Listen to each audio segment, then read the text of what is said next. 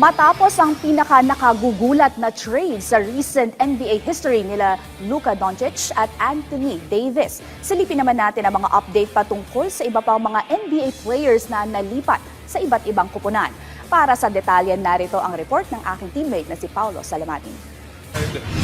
Luka Doncic in the building. He won't play tonight, but the Luka Laker era.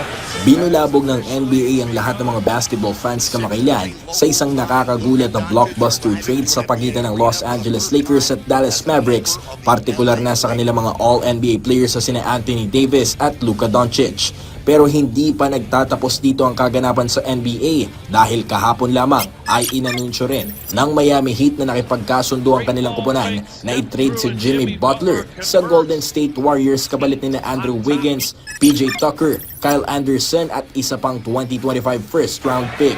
Maliban pa rito, ipinagpalit naman ng New Orleans Pelicans si Brandon Ingram sa Toronto Raptors upang makuha sina Bruce Brown Jr. at Kelly Olynyk, kasama ang isang first round pick at isang second round pick.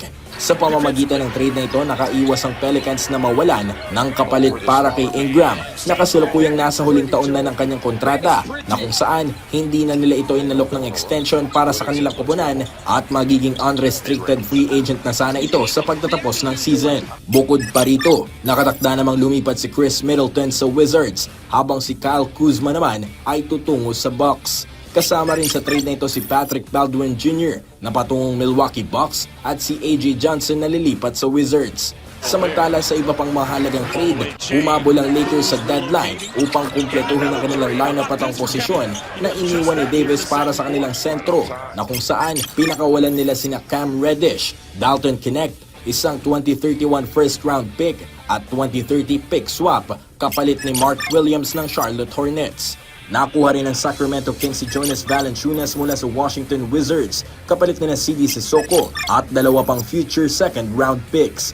Mapupunta na rin sa Oklahoma City Thunder si Daniel Theis at isa pang 2031 second round pick mula sa New Orleans kapalit ng isang cash consideration.